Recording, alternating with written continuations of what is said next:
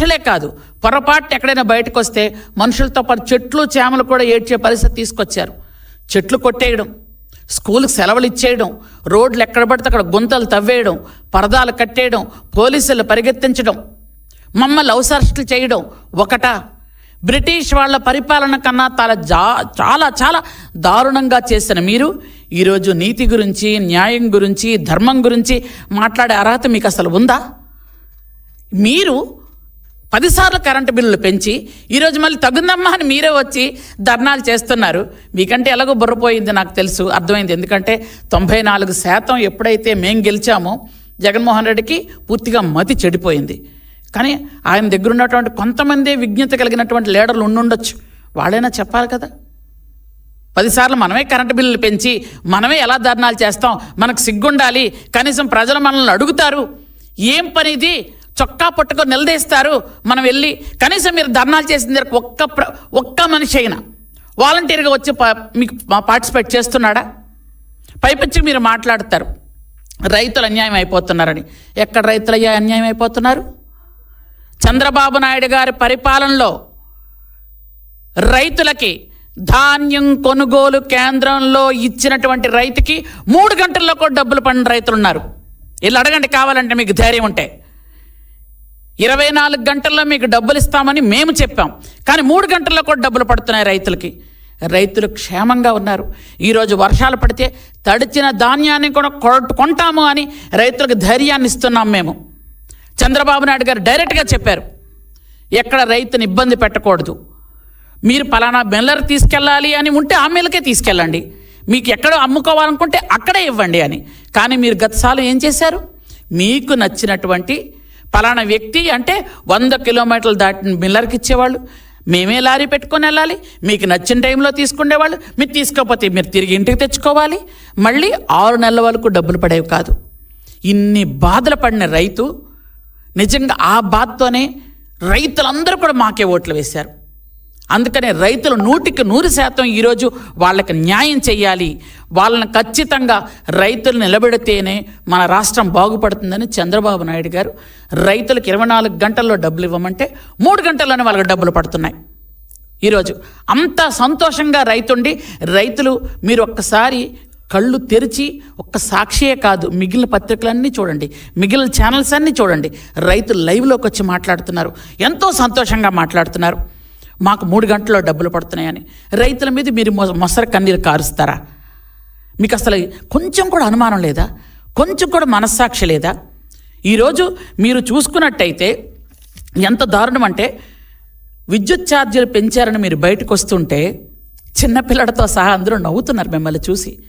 ఎందుకంటే మీరు ఎవరికి ఉచిత కరెంట్ ఇచ్చింది లేదు ఎప్పుడు. ఎవరికి మీరు కనీసం 3 సంవత్సరాలు కరోనా వచ్చిన సమయంలో అందరూ ఇంట్లో ఉన్నప్పుడు కూడా ఎప్పుడు చూడు కరెంటు కోతలే.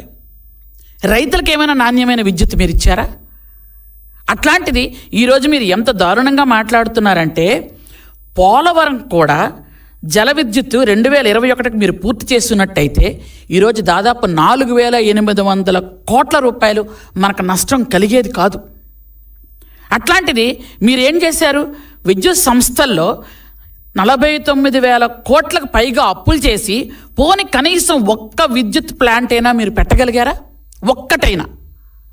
మీకు ఎప్పుడు దోచుకోవడం తినేయడమే కదా. మీ విజయసాయిరెడ్డి నాసిరకమైనటువంటి బొగ్గును సరఫరా చేయడం వల్ల ఈరోజు మనకేమైంది, ఎంత లాస్ వచ్చింది మీకు తెలియదు ఆ విషయం. మీ మనుషులు మీరు వెనకేసుకొని రావడం మీకు ఎప్పుడు ఇదే పరిపాట?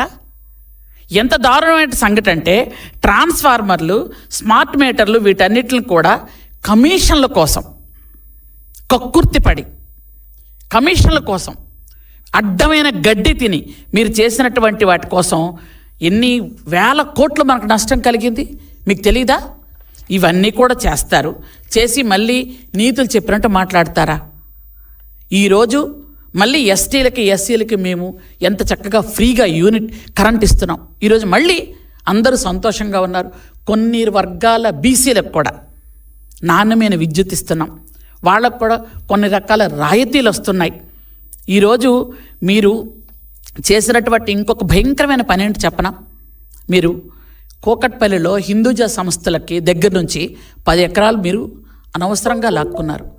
లాక్కున్న తర్వాత వాళ్ళకి మీరేదో మంచి చేస్తున్నాం అనుకుంటున్నారో, లేకపోతే వాళ్ళ రుణం తీర్చుకుందాం అనుకున్నారో, వాళ్ళ దగ్గర లంచం తీసుకున్నాం కాబట్టి మనకి ఇవ్వాలి అనుకొని వాళ్ళకి 1400 కోట్లని అప్పనంగా అప్పచెప్పారు. ఇవన్నీ ఎవరి సొమ్ము? ప్రజల సొమ్ము కాదా? ప్రజల సొమ్ము తినేయడమేనా మీ పని? మీరందరూ A1, A2, A3 ముద్దాయిలు అందరూ.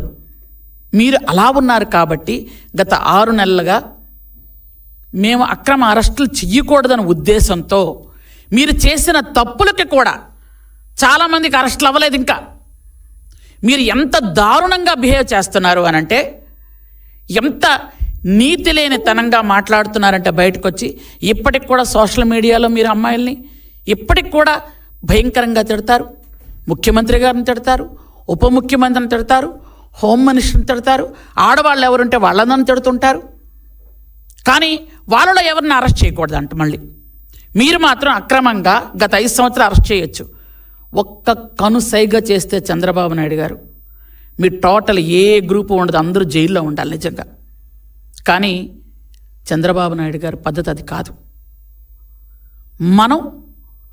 ప్రజలు మనకి పట్టం కట్టారు. మనం ప్రజల్ని రక్షిస్తూ ఎక్కడ అన్యాయం జరిగిందో అది చేసుకుంటూ వెళ్ళాలి. మన కక్షాదింపు చర్యలు వద్దు అన్నారు. మేము కక్షాదింపు చర్యలు కూడా ఈరోజు కాదు.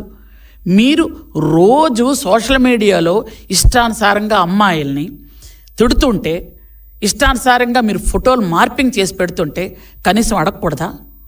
మాట్లాడకూడదా? దానికి వాళ్ళేదో పెద్ద నీతివంతుల్లాగా పెద్ద పెద్ద ఫోటోలు పెట్టుకొని మీరు వేసుకుంటున్నారు. నిజంగా చెప్పాలంటే ఈరోజు నిజంగా చంద్రబాబు నాయుడు గారు అనుకుంటే మీ టీవీ, మీ ఛానల్, మీ పత్రిక ఉంటాయా? ఈ రోజుకి మీరు అక్రమంగా మీరు ఇంకా రాసుకొని తిరుగుతున్నారు.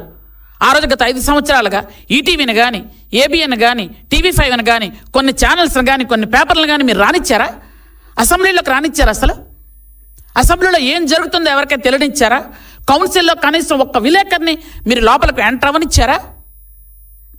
ఇంత దుర్మార్గమైన పరిపాలన చేస్తున్న మీరు ఈరోజు పరిపాలన గురించి, చంద్రబాబు నాయుడు గారి గురించి మాట్లాడే అర్హత ఉందా అసలు మీకు? ఎక్కడైనా ఏ కోసైనా చిన్నైనా అర్హత ఉందా మీకు? మిమ్మల్ని ప్రజలు వద్దు అనుకునే పక్కన పెట్టారు. మీకు అధికారం ఎప్పుడు ఇచ్చారు?